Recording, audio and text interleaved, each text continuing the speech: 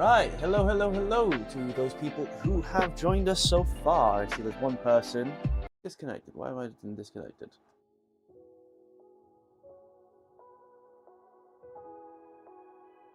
Hello. Right.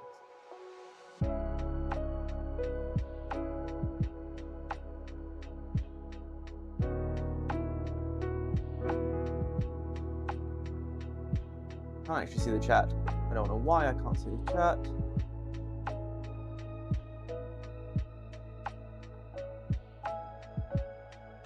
I go to... No, I don't know. To your channel.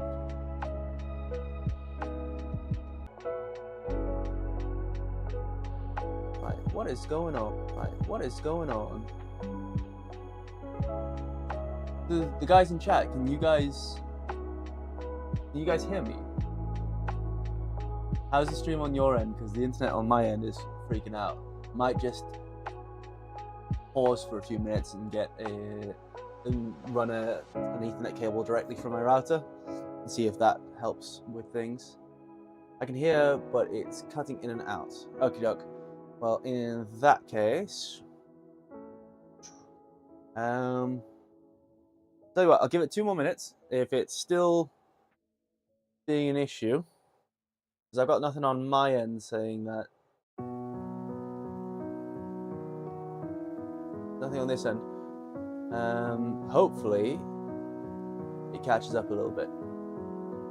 Seems better now. Awesome. Perfect. And there are 5 viewers in the chat. Hello. How are you guys doing? So, plans for the day? There aren't really any plans. I just got back in the country a week ago, so I'm just chilling out. I've upgraded the streaming space, so it's a little bit nicer, hopefully. So I could probably get back to some proper builds. This is going to be more of an informal stream. If you've got any questions about Atlas or anything like that, either shoot them through on Discord or just in the chat, and it'll be absolutely fine. And I'll answer all the questions I can. How is everyone doing today, by the way?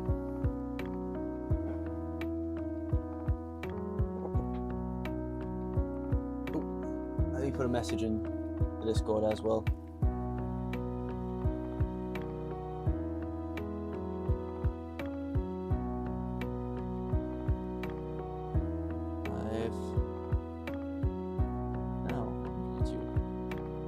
Perfect. Oh, so Christmas was great on my end. I'm good. First week back to work after always rough. Hey Thomas, how you doing, bud? Yes, it is always rough when you go back to work for the first time. Luckily, this is the first year I don't have to deal with that because I'm currently don't have work to go back to other than Milo stuff. But yeah, it's been a bit weird. Going back to freezing cold UK was a bit of a jump, considering I've been in 40-something degree heat for the whole of Christmas back in Kenya. Oh, we do have a couple of extra additions to the stream setup now. So obviously we've got the new camera that's right in front, but we also have a side-mounted camera so you can see from an angle. We've got a bench camera as well, so you can actually see what the hell I'm doing for once. And this has one extra feature that is the best feature in the world. It acts as a dog cam. So this is Brisket. Brisket is a collie mix bulldog, and he's the best thing in the world. I've had him for about a week now. I love him. He's great. He is 13 weeks old, and he's a bit of a chunk. Yeah.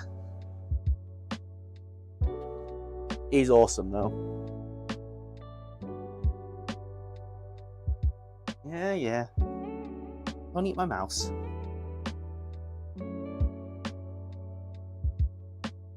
Right.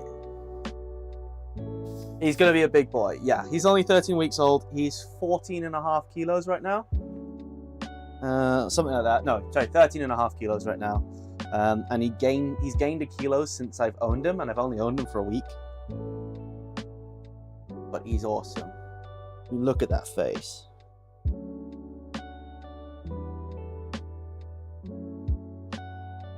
And look at the paws. Like, look at the size of those paws. Look at that. Look at that. You're gonna be so big.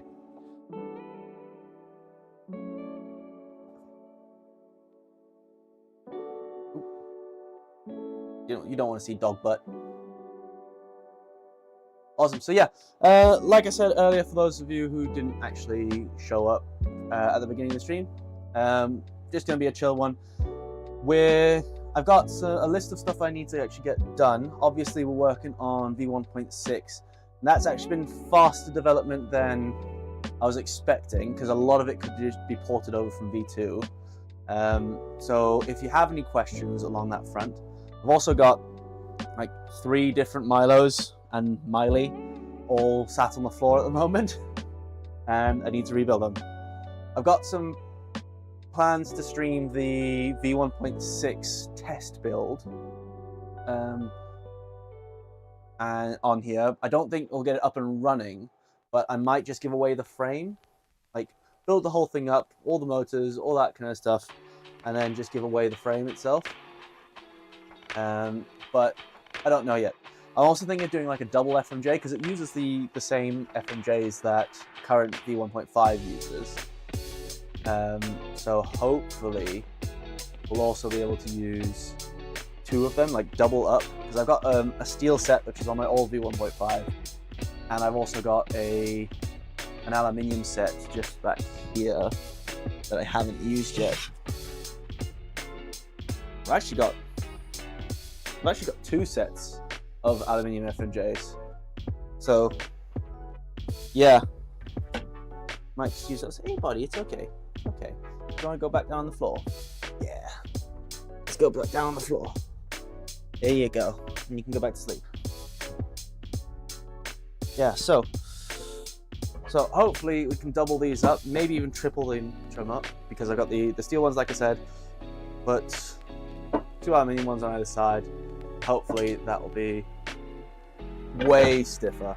I might even actually add it as an option for V1.6, because why not?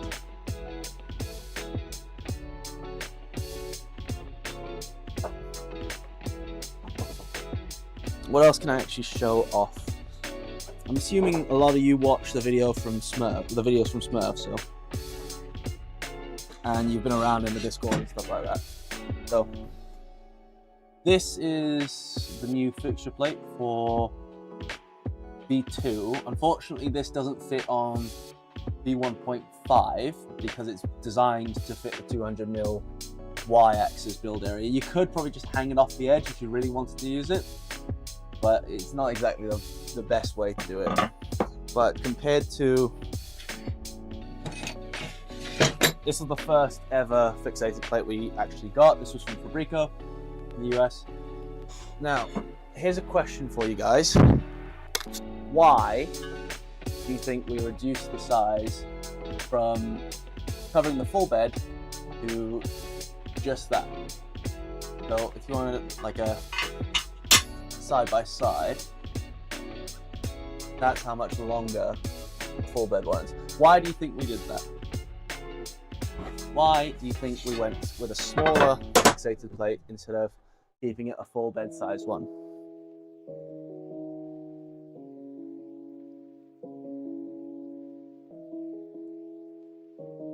Why would we do that? Because obviously more's better, no?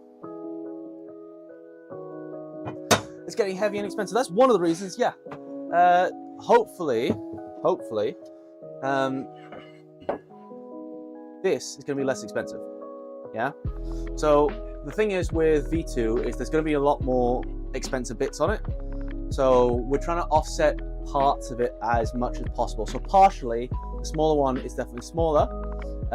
This fits exactly the build area, exactly the build envelope, sorry, of V2, whereas this fits the whole bed. So there's 2 dead points on either side, the dead zones on either side, which you're never going to have access to. So having that there just doesn't really make too much sense cost-wise. Yes, you can bolt from this side, bolt something that you only intend to machine on one small part of. But we kind of looked at it as a team and decided it wasn't worth it, considering we could be putting that money in other places. We're on this one.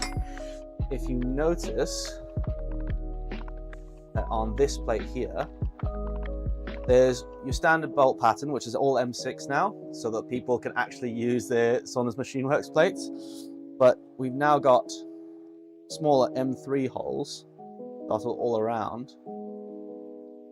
Right, so there's 1, 2, 3, 4 in the corners, and 1 set in the middle. Guesses for why we did that? Probably some of you will know the answer to that now, but I want to see how many people can actually know the answer from the top of their head. So why do we have the 5 sets of M3 holes now?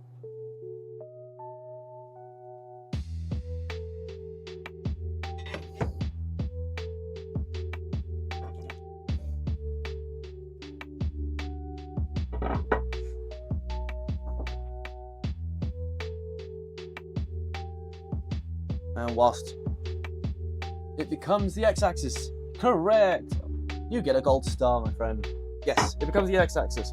So, cool thing about Milo is that with V2 is that with the same kit, just a belt and a couple more fasteners, you can build either the Milo style, so the style that you're used to with the 1.5, or you can build the style where the table stays stationary, but the actual build area moves. So just like on Miley. So that's why we made that distinction.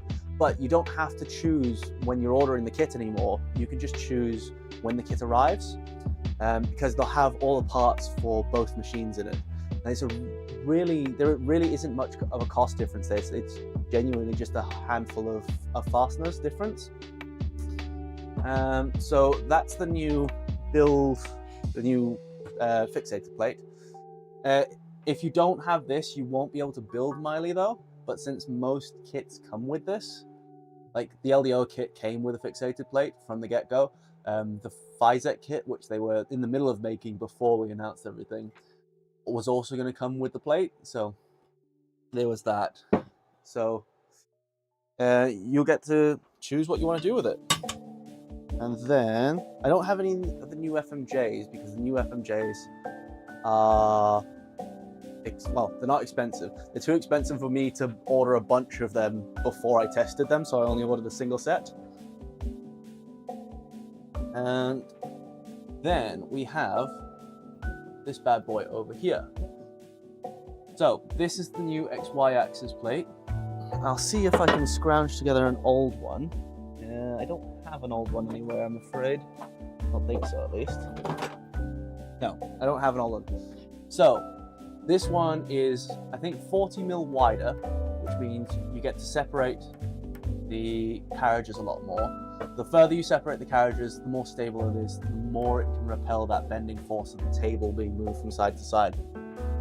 But what happens when you make this plate wider is you lose x-axis travel. So one of the issues we had on V1.5 was that you had to build it in a certain order, and it was really hard to take apart because you had to build the y-axis first, then the x-axis, and then if the y-axis broke, you had to take the whole thing apart, right? Just so you could get at some of the bolts that were hidden behind the carriages themselves. If you'll notice on this one, every single set of carriage bolts is accessible at all times. So you never have any parts that go on top of each other anymore, which is gonna make it so much easier to build.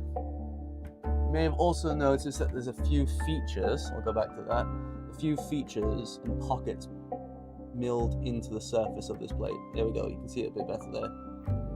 The idea behind this is is we actually stole this idea from the guys who make the Pantheon HS3. You put some countersunk screws in here. Don't tighten them up just yet.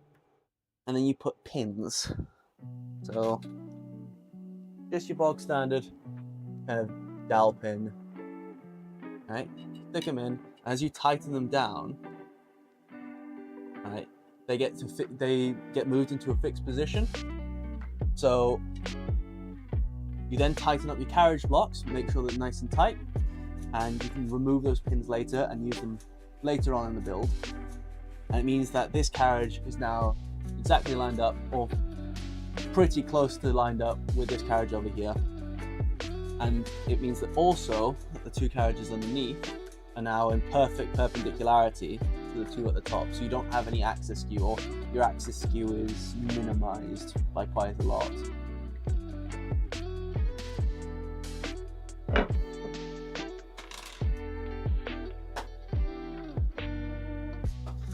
So yeah, that's the X and Y axis plate. We have the new, actually I'll get to those in a second, because I think more people who are interested in these. So this over here is the newly designed TR8 lead screw and nut setup that we have, the anti-backlash setup. Now this one is not tuned very well, but you can get the idea behind it. This is just for show at Murph. So this has two nuts facing in either direction, and the idea is that there's a Belleville washer in between. So on V1.5, one of the issues we had was people didn't know how tight it actually needed to be to run properly, and then you also have the issue of having to tighten them up all the time to keep them from having any backlash. But in this setup, that Belleville washer is constantly applying a force outwards on this moving plate here, and this moving plate here is just held together with pins, so it can slide up and down those pins. And as long as there's pressure that's being applied there, you can lose up to, I think it was like 0.5 millimeter of thread before needing to change the needing to readjust the nuts themselves. So throughout the lifetime of the part, it's constantly doing all the anti-backlash stuff for you. So that's pretty cool. And then on the other side, you have ball screws. Now, another question to the crowd. Why do I not recommend ball screws? Why am I going to be building my personal rig with TR8 lead screws and not ball screws? Right, that's a question for you guys. There is a reason. It's not a trick. There's a very good reason to go one over the other.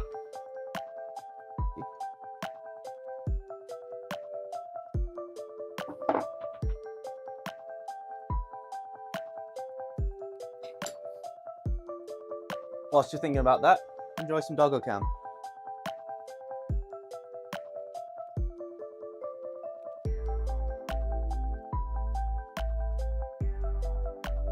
Ball screws will be slower. That's one guess. Any more guesses? Cheaper? Yeah, they'll definitely be cheaper. That's one of the reasons, yeah. But I get most of my parts from LDO anyway, so I don't always have to pay for them, which is a nice benefit of working with LDO. So cost isn't a factor for me personally. But why am I personally going to go one of these over one of these? Thomas had it a little bit. Ball screws will go slower. That's not just the case with ball screws as a general. That's just the case with these particular ball screws.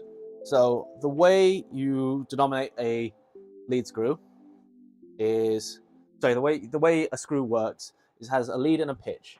I get the two mixed up all the time in my head. So if I'm referring to pitch when I should be referring to lead, just understand that I'm making that mistake because I constantly do it.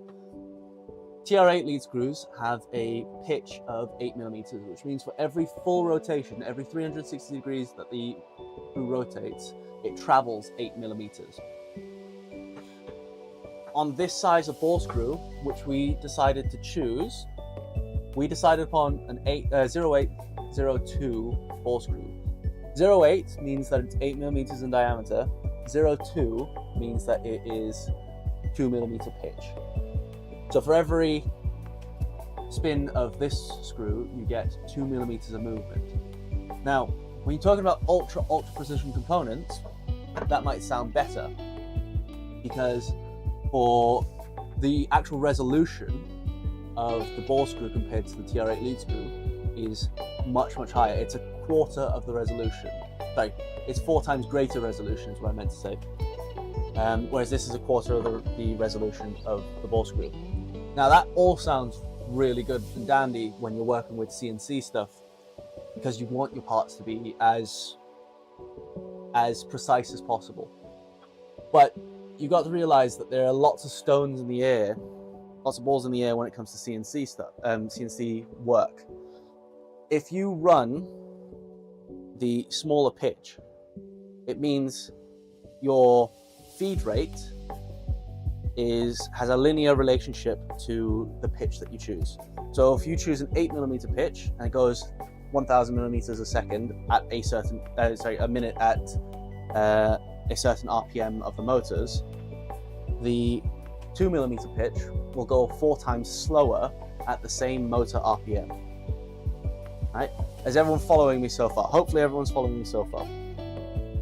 So your maximum RPM, so your maximum feed rate is 4 times faster on a TR8 lead screw than it is on the ball screw, despite the fact that the ball screw is probably going to have a higher resolution. Because it's faster on the lead screws, you can take smaller cuts. And if you're doing smaller cuts faster, if you're doing a cut that's taking 1 cubed centimeter of material away every minute, by taking lower depths of cuts and lower radial engagements, right? And you're comparing it to something that goes slower, that's doing the same material removal, right? This is going to see a far higher amount of force when it's going through that material, because it has to cut deeper to be able to maintain the same material removal rate as this one, right? And when it comes to the actual resolution, most of the time, for the hobby level at least, we aren't working in the hundredths of a millimeter. We might be working in the tenths of a millimeter, but thousands of a millimeter is not something you see in the hobby world too much. So that's why I would actually recommend these over these.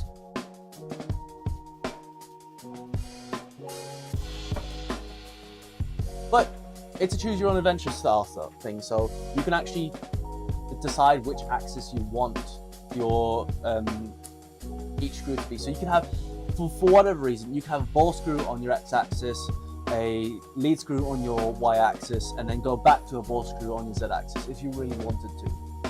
There's nothing that says you can't do that.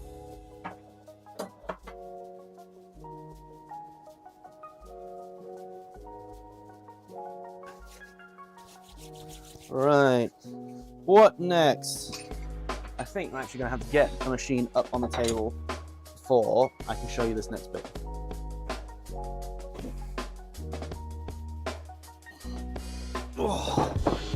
So this is Miley. Miley is the one that has the x-axis that stays stationary, except for the build plate itself, the work envelope itself. Miley, this is the one we bought to Smurf. Miley shares the same z-axis and the same y-axis as Milo does. The only difference is the x-axis. Right? And it has all the bells and whistles. This one was set up to use lead screws, just so that we could have both machines showed up and both different configurations of the machine set up at once. Now, on the Z-axis, you've obviously got your spindle mount. This is the spindle mount version that doesn't have the hearts of iron. So on Milo, which is just on the floor down there, there are 2 sets of these mounts in the very center that are built into the shroud themselves. You don't need to have the shroud if you're running HOI. You don't actually need to do it. It's just, it looks prettier and it gives a little bit more strength, but not by a noticeable amount. Now, Miley doesn't have it, mostly because we just wanted to show off all the different configurations that we could set up with it. And that's just one of them. So there's a version for a 65mm spindle and an 80mm spindle, and there's both of those versions in an HOI setup as well. So you can choose whether or not you want HOI or not, or whether or not you want 65 or 80mm. Now, before, we used to attach the spindle mount via just these 4 corners, or close enough to. I still have to finish my HOI. It's a different set of HOIs. I tried to simplify the HOIs on this one. So the HOIs on the old version, I can't show you the old version because I actually gave them over to Mandic. They had features in them to recess them into the mount itself, so that the mount was holding the HOIs in place, or the HOIs were holding the mount in place. Now they're just a plain old. You could do this in 2 operations if you really wanted to. Reason we did that was because we found that a friction fit on these parts with the mount was just as good as having the features built in. I've never had this bit fall off on Milo. But now in all 4 corners, there's a bolt that holds 2 plates together.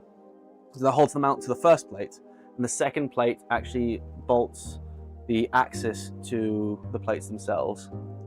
So this bolt over here this hole over here has a shoulder bolt at the end of it, and that never ever loosens up. It never gets loosened. You tighten it up once and it stays there forever. The other 3 have just normal button head cap screws on them. Whenever you want to tram around the y-axis, tram about the y-axis, so that's that motion side to side, you need to loosen these 3 bolts up, and then you can tap it with a hammer and it will tap it into into tram, as long as you've got an indicator on the end and you're obviously doing all the things that you would normally do. But we decided to do this because it means that at the very least you don't have to constantly take apart your machine to add spacers and things like that.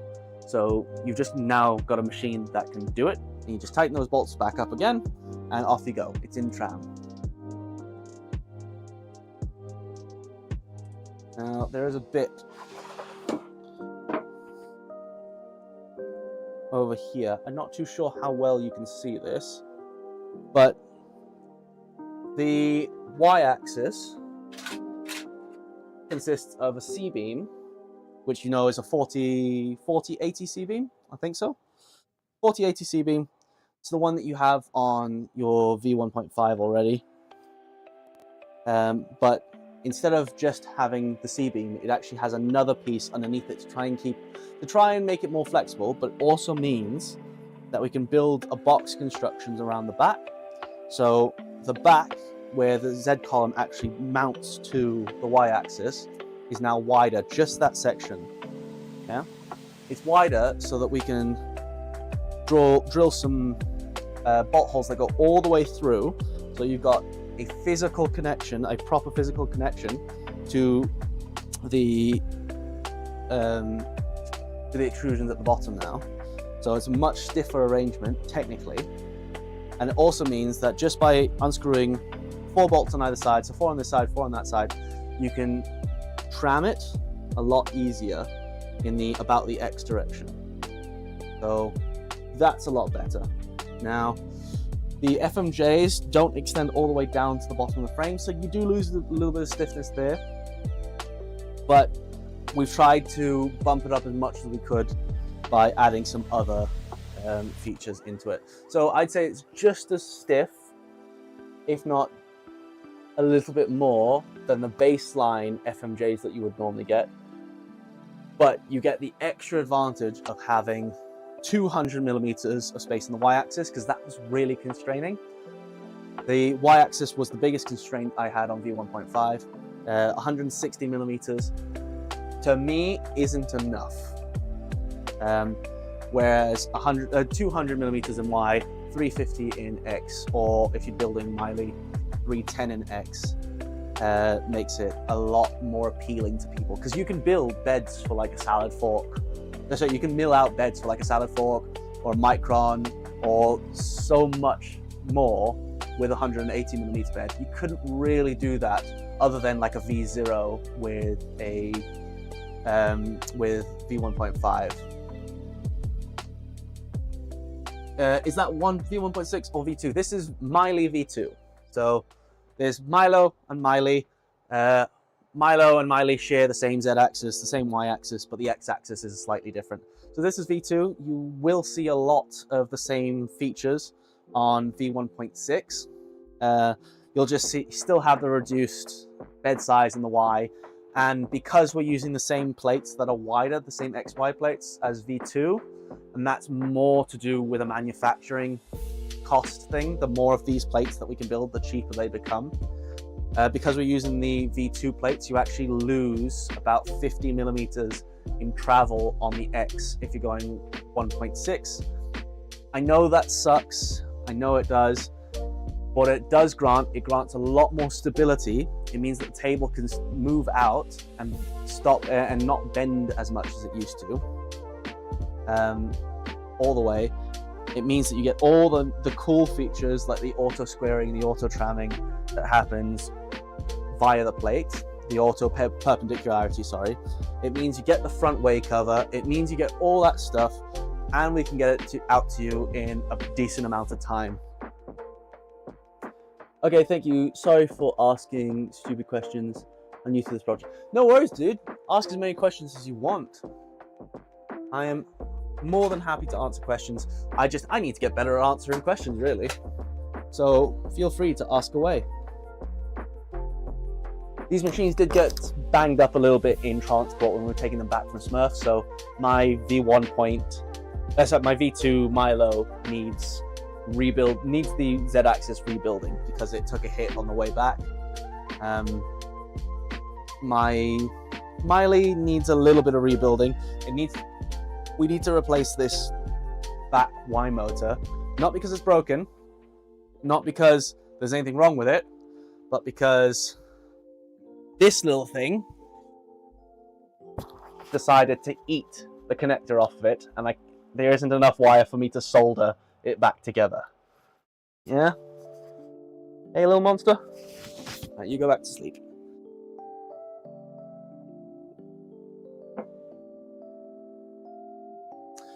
So yeah, really what you need to learn from that, the whole thing is, don't let your dog into an active development zone. Yeah, he is cute.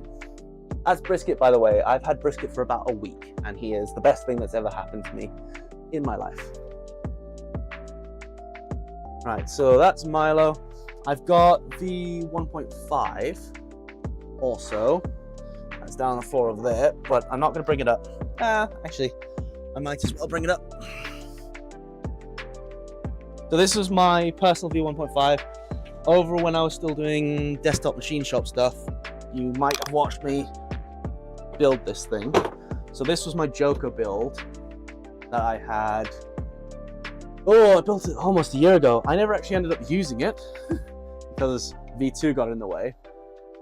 But plan is to use as many of the parts from this to build V1.6 out of it. So I know what works, what doesn't, all that kind of stuff. Hopefully gonna start on that build sometime next week. We should be able to reuse the fixator plates, all the extrusions except the table. I'll speak about that in a minute.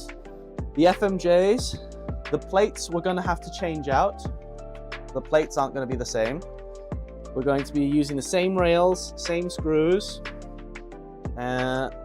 All of that stuff is all going to stay the same. We're going to be adding some bearings. We're going to try and reuse as many of the old bearings as we can. We're going to be adding some new ones. We're going to add some thrust bearings. The motors should be able to stay the same. We're going to turn Z-axis into a direct drive system rather than this belt-driven system. And we can do that now because Siler actually outputs enough power to do that, motor power to do that. Whereas before, when you're running 2209s, we maxed out at around 2 amps, and you didn't want to run that all the time either. So maxed out at around 2 amps, which meant that we could only run the NEMA 23 motors at around 70% of their actual rated, say like 60 to 70% of their actual rated torque. Whereas now, Siler goes up all the way up to 4 amps per motor. That's more than enough to run even the big chunky ones. So that should be good. We're going to be getting rid of this electronics table. Now, this was a controversial decision that we made in the team. A little bit controversial because the electronics table is a nice, clean setup that doesn't take very much effort to use, and we could make it custom to our needs. The issue with that is it's quite a small area to actually build something in, to actually do wiring in to begin with. With Siler, you need 2 power supplies. You don't need 2 power supplies, but you should really be running your motors at 48 volt and everything else at 24 volt. And that's for more of a safety reason. And it's expensive. It's quite expensive to set up all these extrusions just to get a nice sturdy box. And having the electronics underneath the machine means it does 2 things. It means that chips can get inside of them. It means that we have to put the VFD somewhere else. And it also means that you're encouraged to get close to the machine whilst it's operating. So that's not the greatest idea in the world. It's all the kind of stuff that we learned from people actually using V1.5. As I already said on Discord, I'm looking to buy a kit of the V1.5 and pre-order CASA kit. What additional accessories and consumables should I consider buying, knowing I have 0 experience in CAM? A good shop vac for the chips. Yes, definitely a good shop vac. Get yourself a probe. One of the cheap AliExpress probes will do wonders for you because Moss is actually set up entirely now. Well, not entirely. There is the option to go without a probe, but it makes your life so much easier. Fixturing is always a good one. So a vise, I can recommend the Inception's vise, or if you're willing to go, if you're in the US, the Saunders Machine Works mod vise is also a popular option. If you're looking at the electronics, we'll actually go over the new electronics for CASA now. And this is going to be the new electronics for all our machines going forward as well, not just CASA. But yeah, basically, so I sadly live in France. My condolences to you. My condolences to you. You should be able to buy, so DMS does ship to France now, yeah? So if you contact Dave, he's just Dave from 3D Pre and me, he's also one of the team members. He does ship devices and things to France and CASA kits and all that stuff. So if you don't have a supplier that you can find that's European based, you can go through him instead, and that should work out for you. So I will actually, what I'll do is I'll be turn my little tracking camera off. Oh.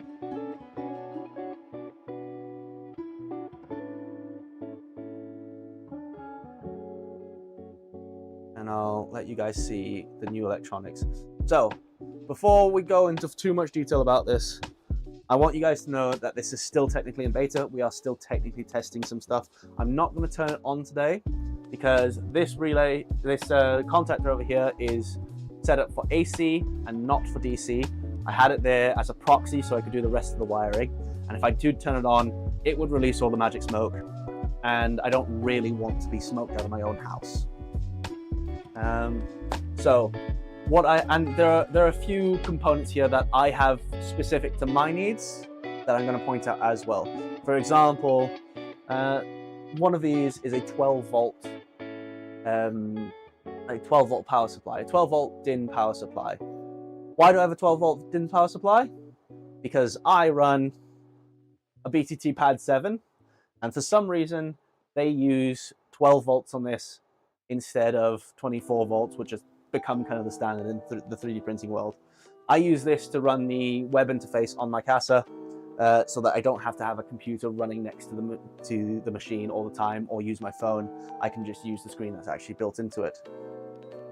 The main thing that we've set up that's different is we've kind of gone back, looked at the safety loop of the whole setup. So before, on Milo, on V1.5, when you hit the e-stop, you cut all power to the machine. Yes, for Milo, that's actually not too bad because there aren't any axes that are going to drop on you. There's nothing that's heavy enough that's going to fall on you, nothing like that. It's technically considered a safe stop, but with the new electronics, we've kind of decided to go more to the industrial side of things, looking at what they do in industry and how they consider a safe stop to be. Do you do any jogging moves with the screen? If so, what's it like? Button size wise, as much cheaper than the 15-inch touchscreen. I was like, it's fine. I've been absolutely fine with it. My V2 is still on the floor over there. I need to fix it first before it goes back in CASA. But the touchscreen I have has been absolutely fine. And it's only a small one. It's only about that big, so it's been absolutely fine. So ignore the 12 volt power supply. The e-stop, instead of cutting all the power, instead of having the AC line that goes through it, or you cut the DC line to the board, right? What it does now is it unpowers this contactor. This contactor has AC lines that run to the 48 volt power supply, and the VFD, right? So it has the AC lines that go to the VFD and the AC lines that go to the 48 volt power supply. When we hit that, the contactor turns off. There's also a second channel in the new e-stop. The second channel goes back to the board and does a firmware e-stop, right? So the firmware shuts down and there's no power that goes to the motors or to the, no power to the VFD. With that, it means that the table can't move, the Z-axis can't move, and the spindle isn't spinning. So it's safe in that regard. There's an additional 24 volt power supply that maintains power to the voltage for the MCU and voltage for the MOSFETs and stuff. The reason you want to do that is to maintain software control, right? So if you have a machine that is controlled via a control board, you need to make sure that the control board can still communicate with the machine and it shuts it off in a safe sense, in a very safe way. And we need to maintain power to the board so that the board can read the firmware e-stop. So that's basically how the loop works out. We're also going to be adding a few other safety features. One of them just being an MCB. So an MCB is a mini circuit breaker. Wherever you are in the world, we've set up different levels of protection that you can do based off of the spindle size and spindle power that you're going to be using and the main supply that you're going to be using. So you don't need to, if you're buying a 2.2 kilowatt spindle and you live in the US, for example, we've got very specific parts that you're going to use in that case. If you're in the UK, you're doing a 1.5 kilowatt spindle with 220 volt, then you're going to be able to get away with less current rated parts. So, and they're going to be slightly cheaper. So we have done all that homework for you, and we're just in the middle of confirming it all. So that breaks if there's any shorts in the system. Contactor breaks all the emergency stuff. 24-volt power supply keeps power going to the board, so it safely shuts off. So if you have any relays, or you're using any of the MOSFETs or anything like that to control anything, those will stay on, and you'll do so in a safe manner. The board itself connects via Wi-Fi, but the Wi-Fi is a lot better than it was on the CDY V3. You're not having to deal with all the issues that we had where it was disconnecting constantly, and you're also not having to deal with the whole of the CDY, because the CDY was a terrible board, but it was, at the time, it was the only board that we could use. Right? There was nothing built for us back then, so it was the thing. It was the one that fulfilled everything that we needed it to do, but it wasn't very good at it. That's why we moved over to Siler. The e-stop now only interfaces with DC current. It has nothing to do with the AC stuff, so that's why it goes over to the contactor. I actually have the DC rated contactor that is meant to be going in there. It's just over here. I just haven't got around to doing it yet. There is, on Siler, there's now a lights option, so the disco on a stick or daylight on a stick options are still there. So I actually have 2 sets of LEDs installed in my casa, and yeah, that's pretty good.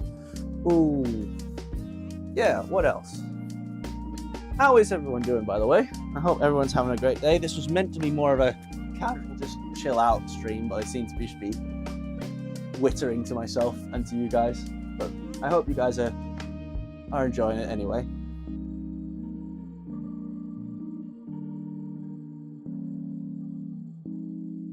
Oop. Where's my mouse gone? Let's put this back down where I found it.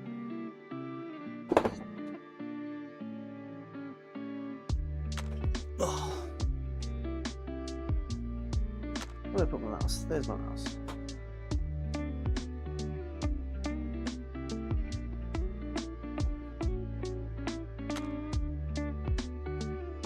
Alright.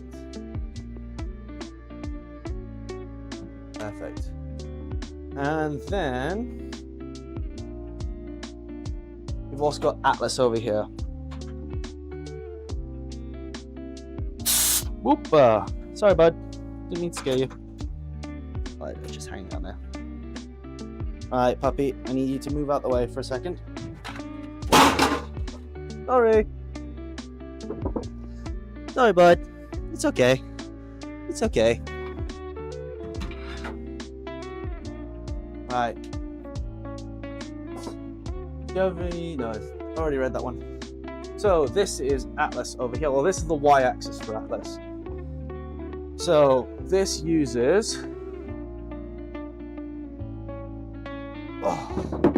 40 series aluminium extrusions for everything. It's going to be a fixed gantry style. So if you don't know what fixed gantry means, think your bed sling is your Prusa Mark 3s and 4s, your old Solvol SVO 6s, all that kind of stuff. Your Ender 3s, those are all fixed gantry machines, right?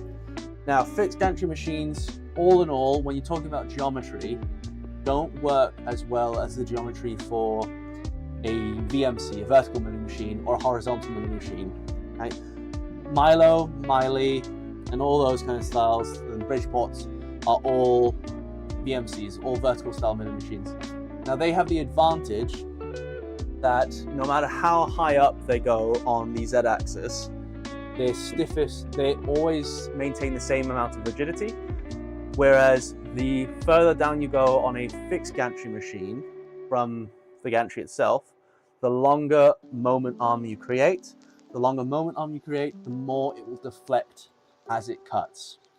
We're getting around that fact by making this beefy, right? So you do see fixed gantry machines in industry.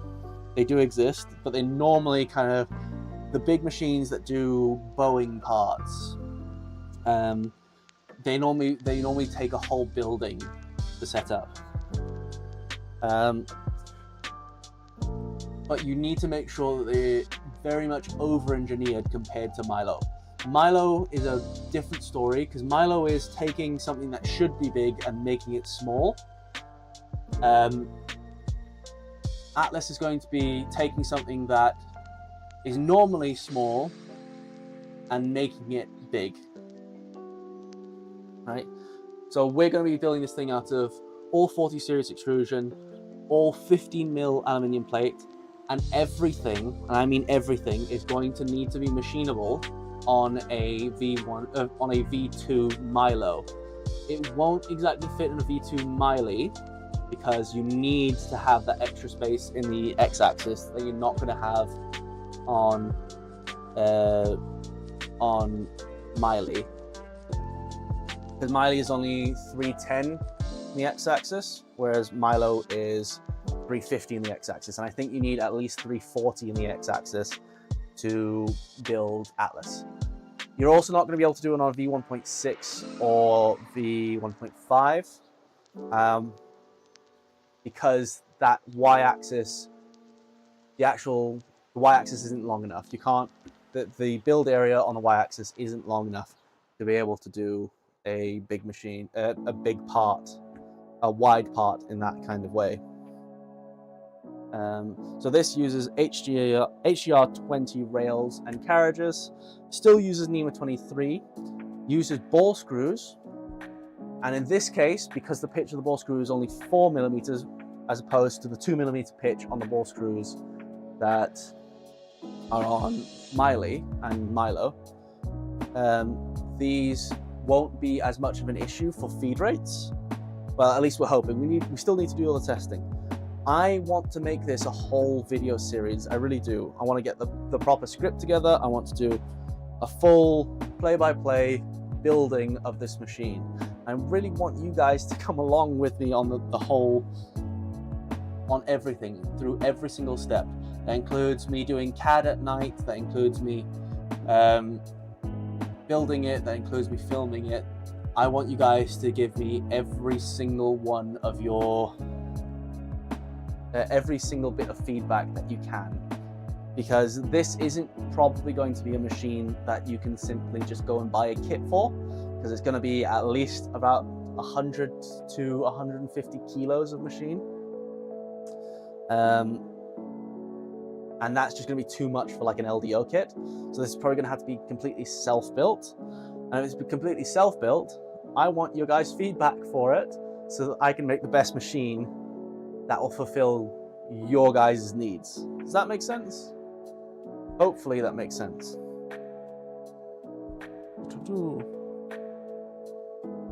Yeah, and I think this may actually come out at a competitive price to V2, right? Because the parts themselves, sometimes when you go smaller in parts, like an MGN 15C carriage is way more expensive than an HGR20 carriage. But if you're working on the scale that Milo is, having HGR20 carriages is, for one, it's overkill, and two, it wouldn't really be able to fit in the same area. Whereas on something like Atlas, it makes more sense because you're working on a machine that's way bigger. So yeah. Right. Any other questions before I sign off for the night? I said it was going to be a short stream. We've been going for just under an hour now, 55 minutes. Any last questions before I sign off for the night?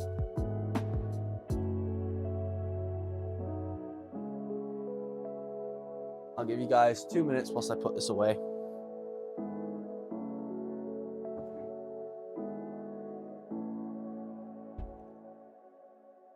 Hey Brisket, don't want this falling on you, bud.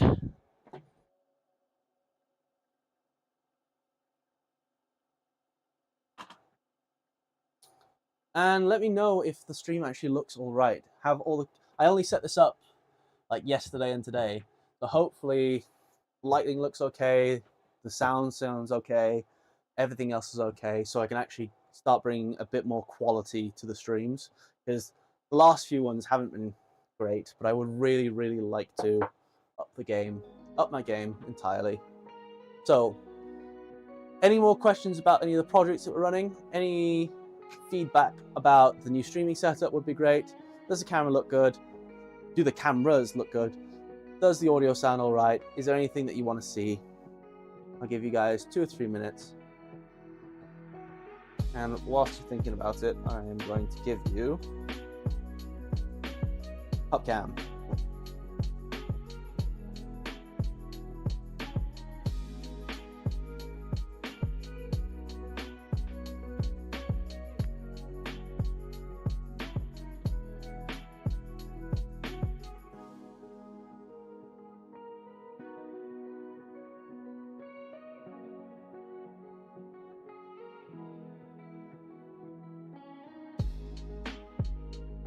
Okay, not seeing anything come through, so in that case, I'm going to sign off for the night. I hope you guys have all had, you guys have enjoyed the stream. I hope everything's been satisfactory, and I hope to do this some more this year, definitely a lot more. Probably going to stream either tomorrow or the day after. Probably just going to be a kind of fix them up stream, get all the parts that I need from B2 fixed, and get it installed in the machine. Hopefully, I'll catch you guys then as well. So, I'm going to be signing off. Cheers.